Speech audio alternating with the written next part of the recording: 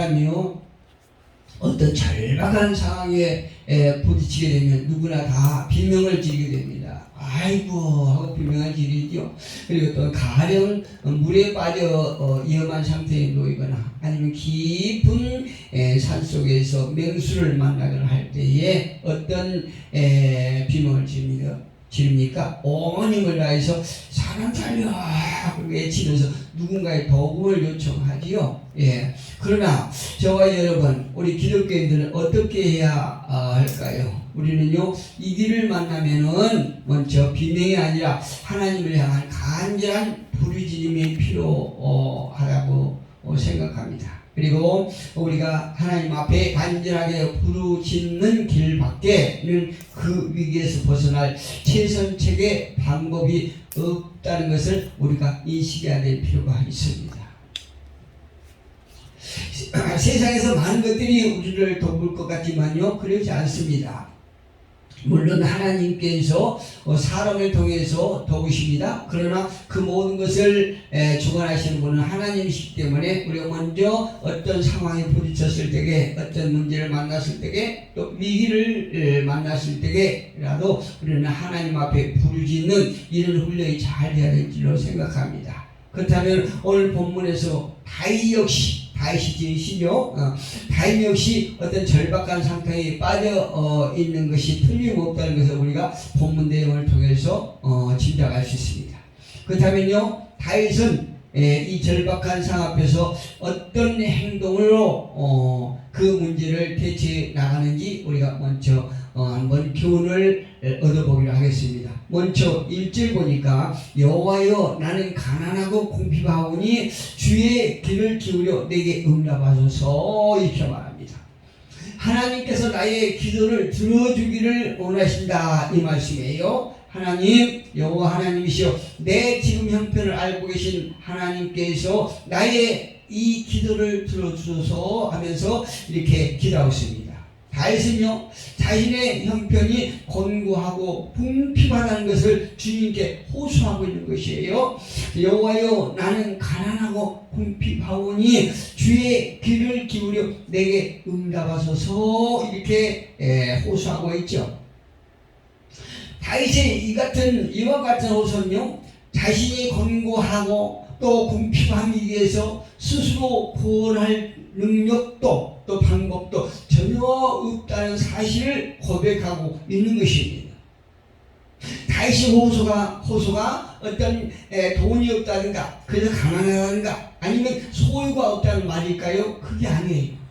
다윗이 부르짖는 곤고함이나 궁핍함 앞에 원문을 가만히 보니까 왜냐하면 이렇게 말하고 있어요. 왜냐하면 나는 가난하고 궁핍하오니 이렇게 말하고 있다는 얘기죠. 다시 말씀드리면 왜냐하면 나는 공부하고 궁핍하기 때문입니다. 나를 구해주세요. 나의 이 호소를 들어 응답해주세요. 이렇게 호소하고 있다는 것입니다. 돈이 없거나 다윗의 강도를 보면요 자신이 돈이 없거나 아니면 소유가 없기 때문에 자기의 이기가 아니라 나의 유일한 소망이고 내가 하나님을 소망하며 하나님만을 의지할 수밖에 없는 나의 심령을 하나님 앞에 고백하는 것이에요. 예수님은 마태복음 5장 3절에서 당신의 산상 설교 중에 이런 말씀하시죠. 심령이 가난한 자는 복이 있나니 말씀하고 있지요.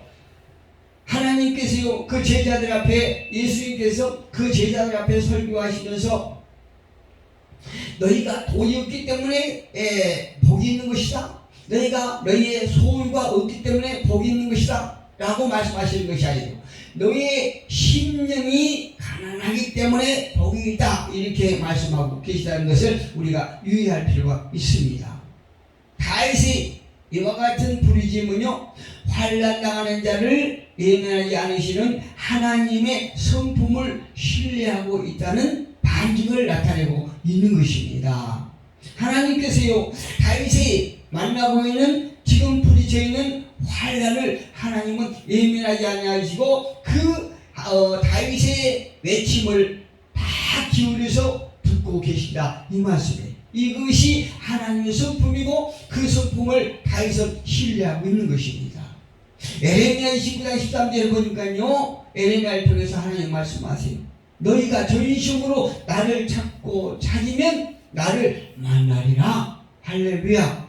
하나님을 찾는 자에게, 하나님 앞에 부르짖는 자에게 하나님은 응답하시고 만나주신다 라고 약속하고 계십니다. 여러분, 고난이 클수록요, 그리고 인간의 도움이 없을수록 하나님의 도움을 바라는 마음은 더욱더 간절한 것입니다. 그래서 하나님께서는요, 때로는 당신의 자녀를 권고하고 궁핍함으로 몰아가시기도 하세요. 하나님께서 반드시 당신의 백성들이 고난스럽고 고통스럽고 궁핍함에 있어서 어떤 저주라고 징계라고 생각하는 그런 사람들이 있는데요, 꼭 그렇지만은 않습니다. 당신의 사랑하는 백성이 당신 앞으로 오게 하기 위해서 당신의 백성을 궁핍하고 고난스럽고 환난으로 이렇게 몰아가기도 하신다, 이 말씀이에요. 다시 표현하면 하나님께서 당신의 백성을 사랑하시는 사랑의 표현이라는 것입니다. 우리가 여기서 주목해야 될 대목이 한 군데 있는데요, 하늘에 계신 존귀하신 하나님께서 이 땅에 고난당한 아주 작은 한 사람의 기도까지도 들으시고 귀를 기울이신다는 사실을 우리가 기억할 필요가 있습니다. 우리는요, 이와 같은 사실을 기억할 때에 아무리 슬프고 절망적인 일을 당할지라도 그로 인해서 낙심하지 않을 수 있는 것입니다. 여호와의 그 능력을 구할지어다, 그 얼굴을 항상 구할지어다. 역대상 16장 11절에서 말씀하세요.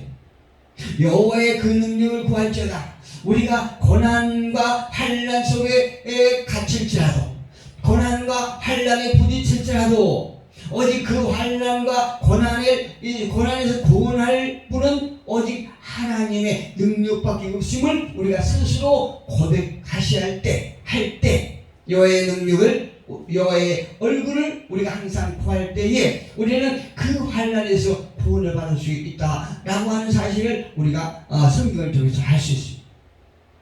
두 번째로, 다윗의 환난을 만났을 때에 하나님 앞에 보이는 행동은 무엇입니까?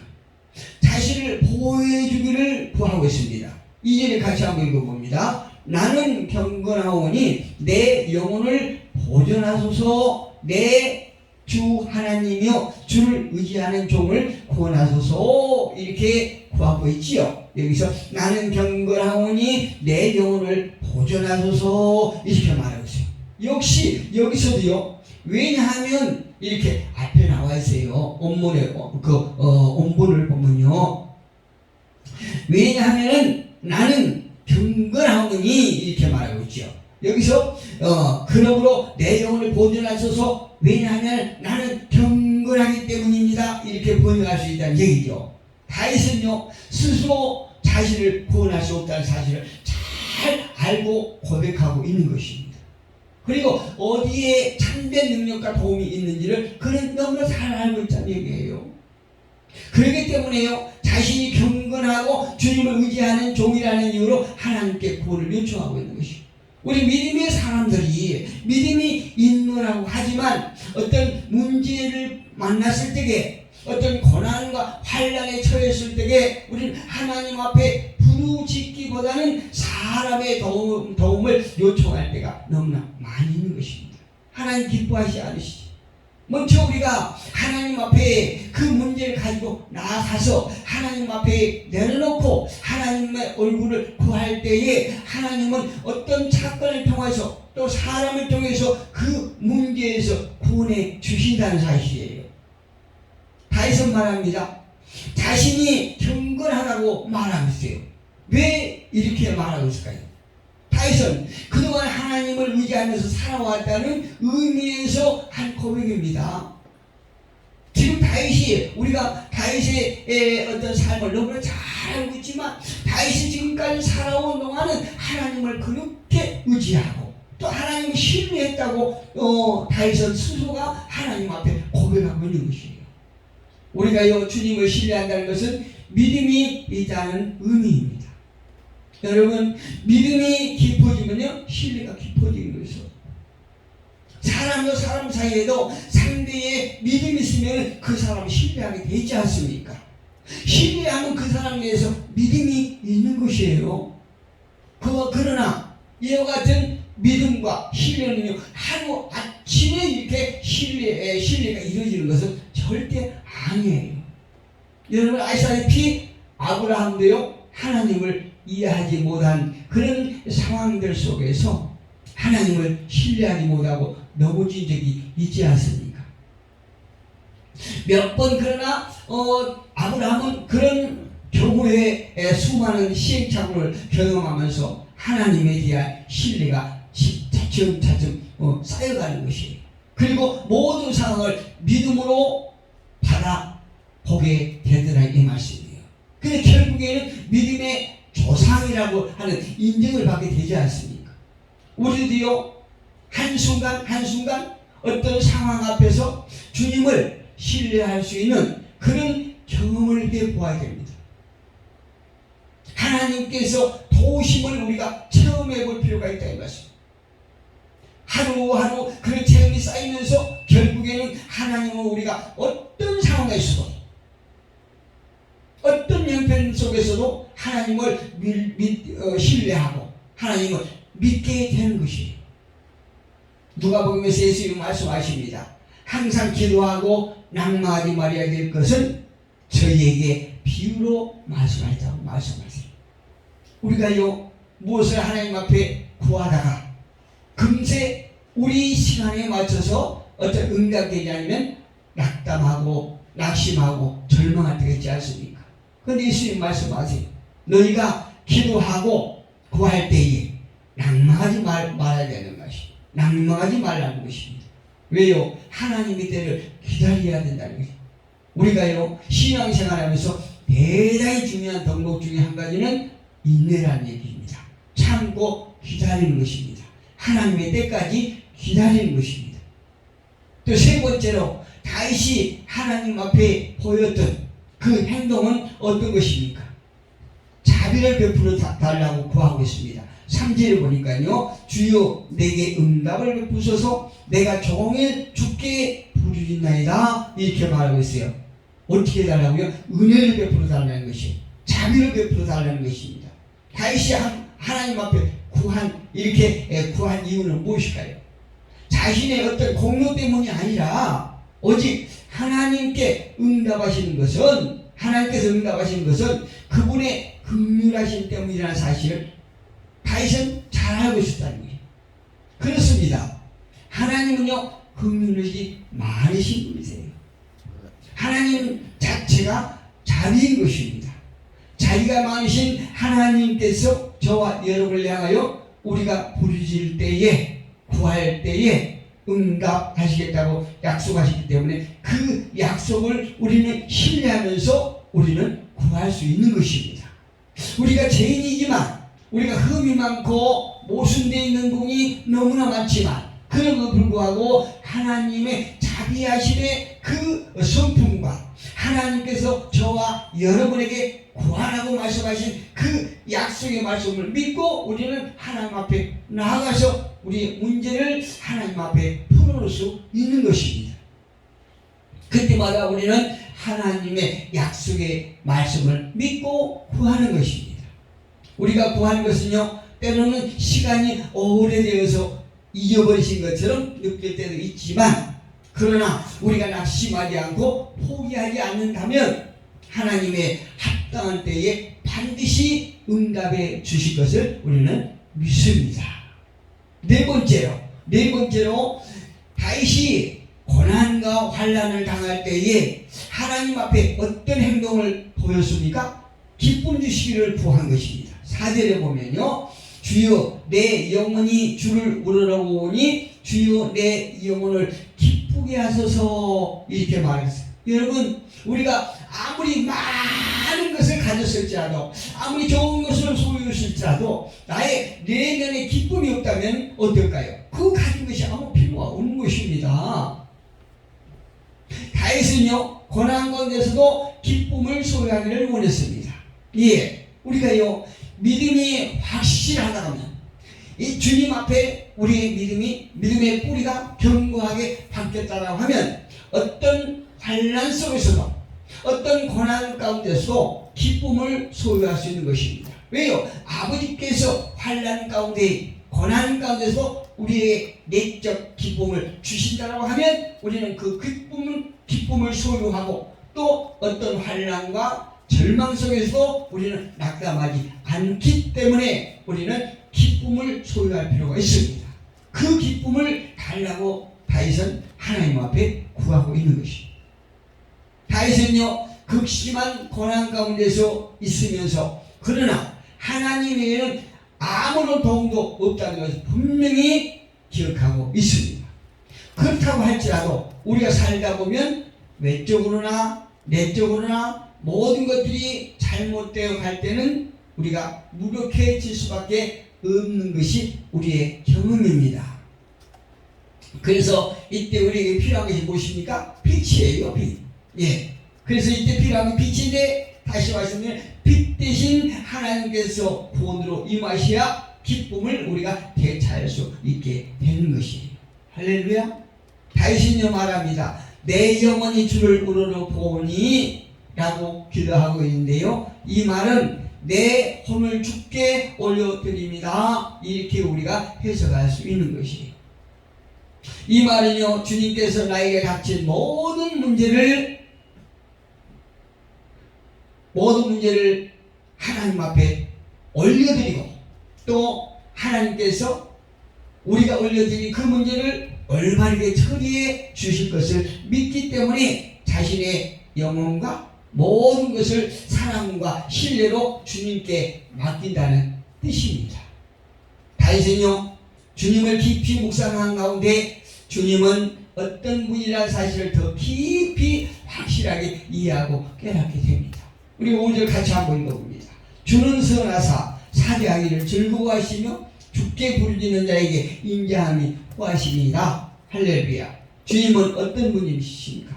주님께서는요 선하시고 환난당하는 자의 기도를 들어주시고 또 전능하신 분이라는 사실을 우리는 이 본문을 통해서 알 수 있습니다. 다윗 역시 하나님께서 선하시고 또한 다윗의 고난과 환난 속에서도 자신을 하나님께서 구원해 주실 것을 확실히 믿고 힘을 얻는 이런 상황에 놓이게 된 것입니다. 그렇다면 우리는 어떻게 해야 할까요? 주님 앞에 나갈 때 마음을 비우고 나아가야 됩니다. 나는 가난하고 궁핍하며 하나님 외에는 어떤 것도 의지할 수 없는 자로 하나님 앞에 나아가야 된다는 것입니다. 심령이 가난한 자로 하나님 앞에 나아가기를 주님의 이름으로 축복합니다. 그 다음에 우리는 어떻게 해야 될까요? 헌신된 자로 나아가야 합니다. 2절에 다윗은 말하고 있죠. 나는 경건하오니 내 영혼을 보존하여 주소서 내 하나님이여 주를 의지하는 종을 구원하소서. 즉 이 말은요 하나님 앞에 나의 모든 것을 다짐하면서 하나님께서 받으실 만한 영적 애물의 영적 예배의 제물이 되어야 하는 거죠. 내 스스로가요. 로마서 10장 1절에만 사도 바울은 말하고 있죠. 너희 몸을 하나님 기뻐하시는 거룩한 산정으로 드리라. 이는 너희가 드릴 영적 예배니라. 할렐루야. 우리가 하나님 앞에 예배할 적마다 우리의 몸과 마음과 혼이 다 하나님께서 받으실 만한 제물이 되어야 된다는 얘기입니다. 그 다음에 우리는 하나님 어떻게 해야 될까요? 끊임없이 부르짖는 자로 나아가야 됩니다. 시편 91편 15절에 저가 내게 간구하리니 내가 응답하리라. 저희 환난 때에 내가 저와 함께하여 저를 건지고 영화롭게 하리라. 할렐루야. 구하는 자가 구원받습니다. 하나님 앞에 하나님을 찾는 자가 하나님을 만날 수 있다는 얘기입니다. 끝으로요 확신을 가지고 나아가야 됩니다. 우리가 확신을 가지고 나가지 아니하면요 하나님을 못 오가는 거예요. 하나님을 없이는 것입니다. 4절을 봅시다. 주여 내 영혼이 주를 우러러보니 우리가 언제라도 어느 상황 속에서도 주님을 우러러보고 계십니까? 주여 내 영혼을 기쁘게 하소서. 주님을 바라볼 때에, 즉 주님을 향하여 무한한 신뢰를 보일 때에, 하나님을 절대적으로 신뢰하는 마음을 가질 때에 우리는 하나님을 기쁘시게 할 수 있고, 하나님은 저와 여러분에게 응답해 주시는 것입니다. 마태복음 21장 22절에 너희가 기도할 때에 무엇이든지 믿고 구하는 것은 다 받으리라. 할렐루야. 말씀을 정리해 봅니다. 모든 사람은요, 나름대로의 고난이 있습니다. 그리고 보좌에 앉은 왕에게도 외에는 없습니다. 어떤 사람이라 할지라도 고난 다 있습니다. 그리고 환난의 종류와 원인은 천태만상입니다. 헤아릴 수 없을 정도로 많고 각양각색의 원인이 있습니다. 많은 고난이 있습니다. 그러나 누구도 변함없이 공통적으로 적용되는 것은요, 기도를 주시는 하나님께 대한 확신으로 인해 그거를 극복할 수 있다는 사실이에요. 저와 여러분이 끊이지 않는 기도 가운데 우리가 생활에서 만날 수밖에 없는 어떤 고난에서도 우리가 이길 수 있는 저와 여러분 되기를 주님의 이름으로 축복합니다.